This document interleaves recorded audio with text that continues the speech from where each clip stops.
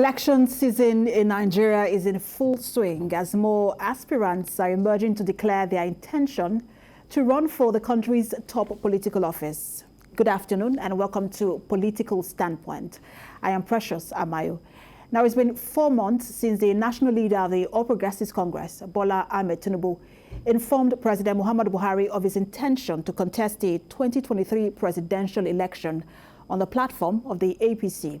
Since then, more than 20 aspirants have declared on different political platforms, and more aspirants are expected to emerge in the coming days. On the platform of the APC alone, aside Tinubu, about 7 others have declared, and there are speculations that Ekiti State Governor Dr. Kayode might join the league of aspirants soon. Now, there is no doubt that most of the APC aspirants are eminently qualified, leading to speculations that a contest for the party's ticket will be fierce if consensus isn't adopted. Now, joining me in the studio to discuss more on this is a political affairs analyst, Sammy Lawson. And he joins me here in the studio. Good to have you join us. Good afternoon, Precious.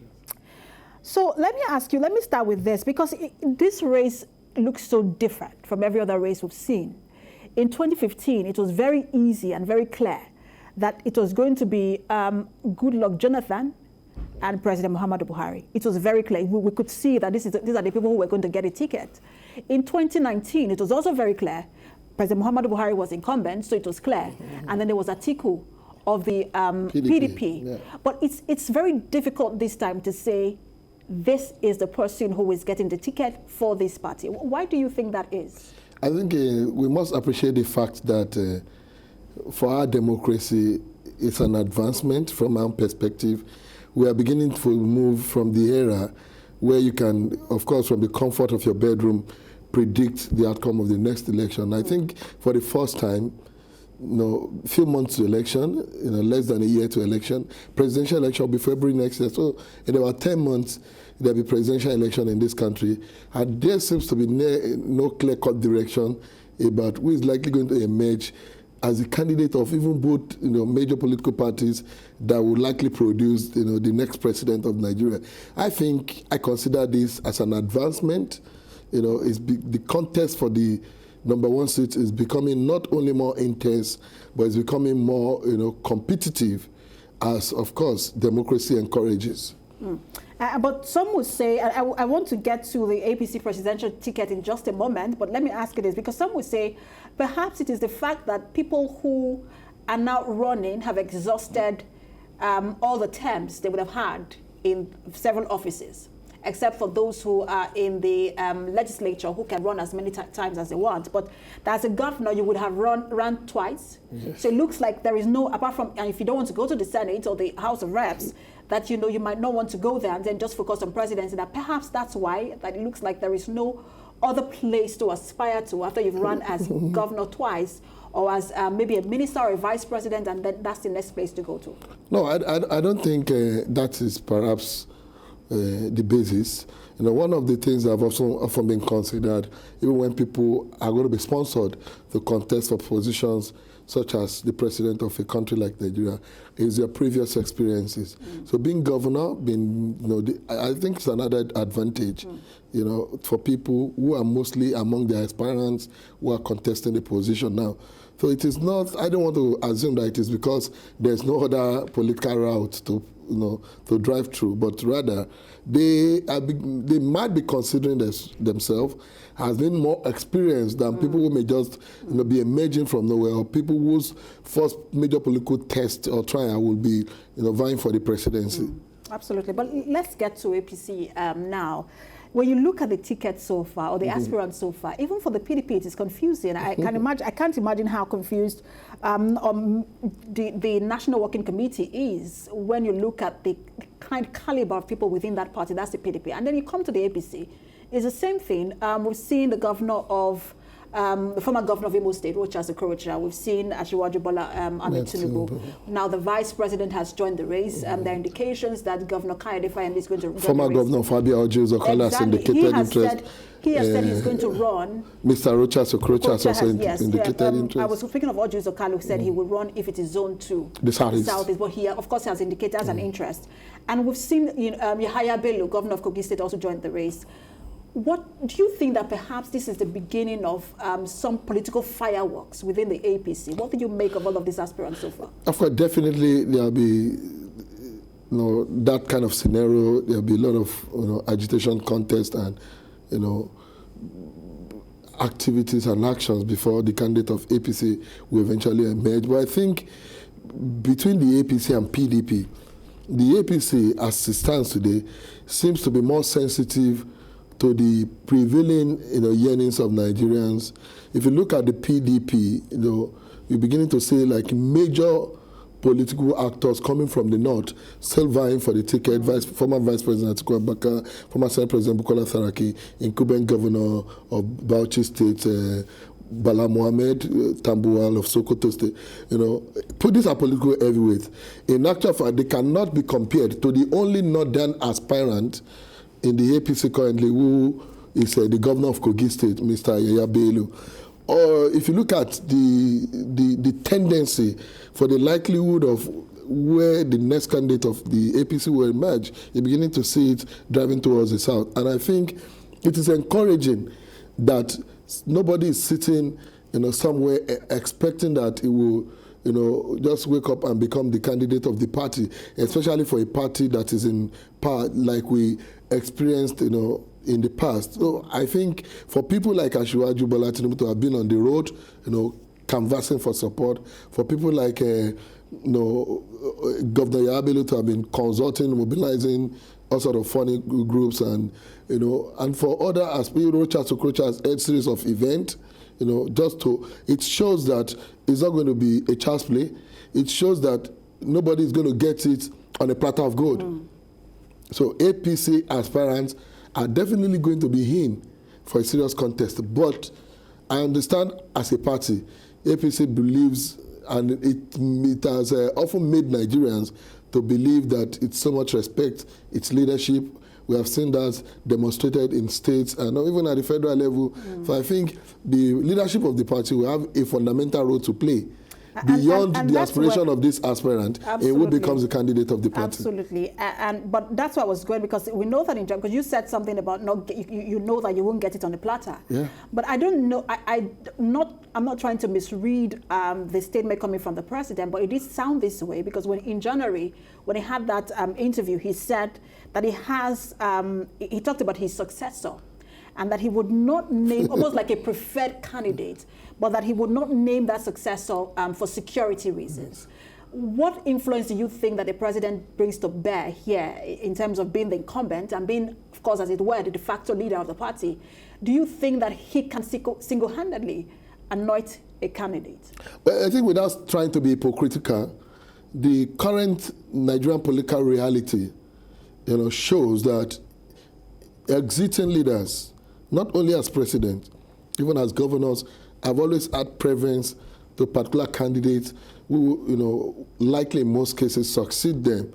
We've seen, this example in so many cases. In 2007, a lot of aspirants, wanted to be the president of Nigeria after General Olusegun Obasanjo. But General Olusegun Obasanjo had his preference in a governor of Katsina State who was, practically incapable. Was always in the hospital, and that was his preference. And despite the effort of other aspirants, he ensured, using the instrumentality of the party, to bring Yaradua as a candidate of the party. And if you look at other scenarios in states, including our Lagos State, the national leader of the party, the APC in Lagos State, have always had preference as far as the decision of the party to choose candidate. Since he left, he brought Babatunde Raji Fashola, who was his brilliant chief of staff, succeeded him. After that, we had Akinwumi Ambode. Now we have Governor Babajide Sanwo-Olu. These are people whom Ashwaja has always had special interest and focus on. Despite agitations, and this is not limited to Lagos. If you go to Ekiti, today Governor Kayode Fayemi is bringing his former SSG, against all odds. This was a man who barely came into politics, a few years ago, against experienced politicians like Michael Kwembamdele, Senator Adeyeye, and so and we also see what's playing out in Ebonyi, so the tendency is always there for the existing leaders to have preference in particular candidate. And I don't think the case of President Buhari will be an exception. But you just said that our democracy is evolving. That's evident, or that's what we're having. A lot of candidates come out during this election. So if our democracy is evolving, do you think that the president, at this time of our democracy, can say, this is my preferred candidate, and that's the candidate that stands? It will surely do, but it may not be in the absolute manner that the people like Obasanjo and all these governors have mentioned have achieved it. Like I said, we are evolving. People are getting more exposed. The interest is developing. There may be, certain agitations. I know there will be certain, oppositions, even if he has that interest or intention. But the truth is that I don't think we have gotten to that stage where our democracy, you understand, because even a democracy that encourages consensus in the first place means it has not given the absolute power to elect candidates or leaders to the people. When we get to that point where the ordinary people will choose candidates for elections, will vote for candidates in elections, then we can begin to assume that governors and president will not have influence in who becomes their successor as candidates of their political party. It is good, but we are already taking steps toward that direction. And that's why we are having so many people publicly declaring their intention, to run for various positions. In states even where governors have anointed, in Akwa Ibom State, the governor came out and anointed one of his commissioners as the candidate. But I have seen about 3 other people from their party, aspiring for the same positions today. So it tells you that people are beginning to move towards a shift from where governor can just sit in the comfort of his bedroom and raise the hand of a candidate up. We will also get to that point where the president cannot sit in the villa and anoint a candidate, but I don't think we are there yet. Okay, so you mentioned consensus. Let's look at what played out in the APC National Convention. Many have continued to tout that convention as a success, because just before that convention, it looked like the party was going to collapse. And then the president stepped in, put things in place. There was a lot of the positions were consensus candidates, and it did hold. There was, of course, the usual, you say yay and say nay, but most of the positions went through, except for some positions where people stood their ground, and then there was a lot of pleading and consulting behind. For example, the national woman leader, national and that of the national yeah. secretary, and then the national youth leader yeah. as well. And do you think, when you look at that scenario that played out with these positions, because it looks like people are saying, let's have consensus, let's not have consensus, will that work when it comes to picking the presidential candidate? Well, of course, if you look at how the convention eventually went, you realize that the popular opinion was that we should have consensus in the choice of candidates. And you see, most people who made it look unusual were not actually members of the APC. There were some opinion molders in the media, some politicians within the opposition. In actual fact, PDP officially came out to condemn the decision of the APC to tow that route. But the truth is that this has been the conventional practice of most political parties in Nigeria since 1999, including the PDP itself. How many of the national leaders of the PDP today, National Working Committee members of PDP, emerged through competitive process? They were all chosen as consensus candidates from their various zones, converged in Abuja, and they were adopted. And it is not the first time. We've had it in series of conventions that have been held by political parties since 1999. Even in states, you can really count occasions where people contest election into positions, to occupy position in the state, chapters of the party. But because of certain interests, people made it look like this is the first time a political party want to adopt consensus. This is the first time a national chairman will emerge without election. Who contested against Dr. Yachayayu or Senator Yachayayu? Well, that's for convention, but that's for yes. I'm telling you that the same step, the same route in producing a presidential candidate would not be unusual, even though it is not part of our law. Because it was not part of our law, it may not have been made popular. We know that it is not unusual, but especially because we've seen that with incumbents, where everybody says, okay, because you're the incumbent, let's allow you run. Yeah. But that's for incumbent. This one, the president has finished his term. it is not unusual, but how easy would it be when you look at everyone who is running seems to be really interested? Can you have a consensus candidate to the point where people don't begin to pull out of the party and seek their tickets elsewhere? Even if you contest elections, there's the tendency for people to still. There are people in Ekiti. Engineer Shegoni contested the PDP gubernatorial primary. Today is a candidate of the SDP. Even when you have a primary where all aspirants feature, some people will still leave to go and contest in other political parties. For politicians, it's not a moral issue. But I think to assume that the president or the governor would not have interest in who becomes his successor is to be deceiving ourselves. But the truth is that, for a party like APC, it has this tendency for leadership. You have the national leader, you have the president who's the overall leader. I think they respect hierarchy a lot in APC, and I think it is not going to be too, much counterproductive if it is taking the same step it has taken in taking so many decisions in the past to choose the presidential candidate of the party. I'm not ruling out the possibility of all these aspirants going into a contest, but I'm very sure that the leaders, the core of the leaders of the party, like they have always, had their way, would also have interest in who becomes the candidate. And I think it won't be different, completely, eventually. All right, so let me put you on hold and bring in from Abuja, a research associate professor of the University of Lagos, Kayode Ishwar. He joins us via Zoom. Good to have you join us, Prof. Good afternoon. Good to be here. Thank you. Just before you joined the conversation, I was speaking to Sammy Lawson, who is our guest in the studio here. We were talking about the APC ticket. I'm sure you've been listening in. And I was asking him whether he thinks that with the caliber of aspirants that we've seen so far in the APC, if this is the beginning of political fireworks within that party, and then what he makes of consensus if APC decides to use that. And let me get your thoughts on that. Well, as the former speaker has said, consensus is part of politics. It's part of democratic politics. What is key there is agreement, is contract amongst those involved. That contract can come in many forms. It could be consensus, it could be election, what have you. What is key in a democracy is that majority, not all of them, majority at one point or the other will agree that this is the decision that we take.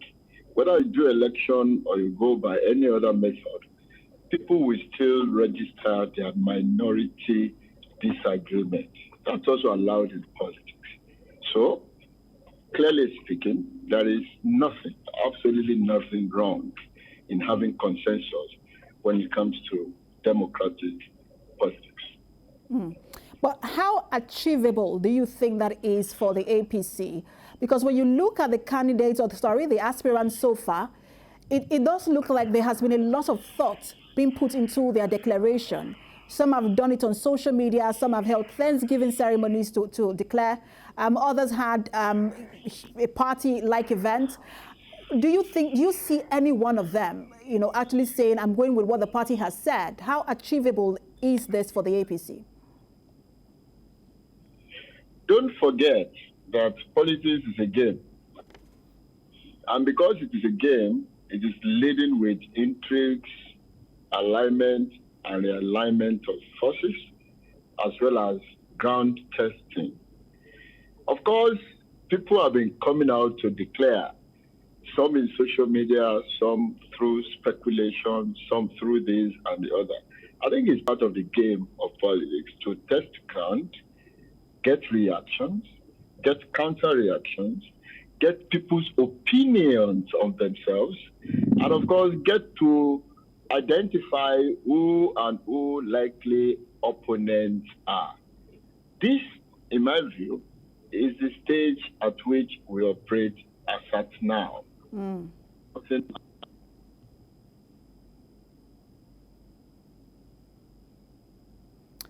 Prof, we do not have audio from you anymore. I'll just allow you fix that.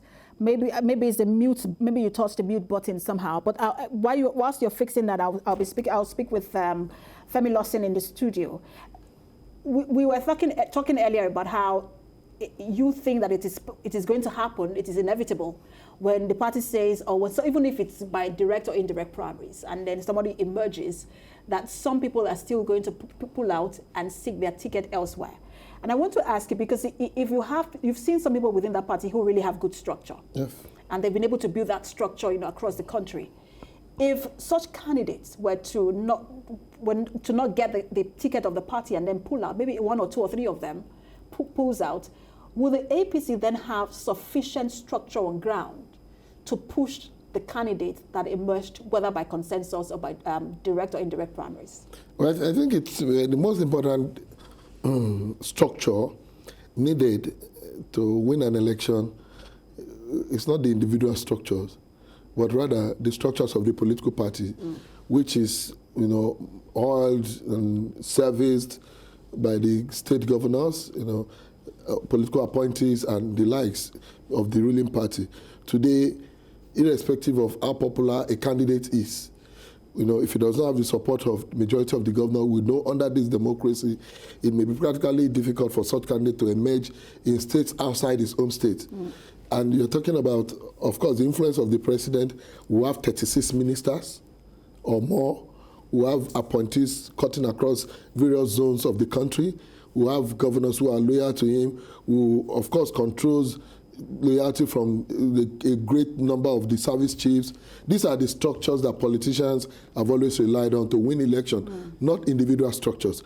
Of course, individual structures are good and they are necessary to add advantage to the political party structure. But what is required most is the political party structure. And that is why every candidate must work towards winning the heart of the political party and its leaders, no matter how popular or how acceptable you think you are on the streets. Because the machineries that will deliver the elections across the states are controlled by political appointees, and every other, political leaders. I understand that we have Prof now. I just want to pose the same question to Prof. I was asking Sammy Lawson just before you joined us again. We know that, again, it is inevitable to see that people pull out. We saw that with the when Jonathan was declared as the presidential candidate of the PDP. In fact, I think it was about 7 or 9 governors who pulled out, and then, members of the National Assembly pulled out eventually as well. That is going to happen. But if people pull out from the APC, if it happens in 2022, well, after the primaries, and somebody emerges, others are not satisfied and they pull out, I was asking if you think that the APC will then have sufficient structure to support the candidate that emerges, whether by consensus or direct or indirect primaries.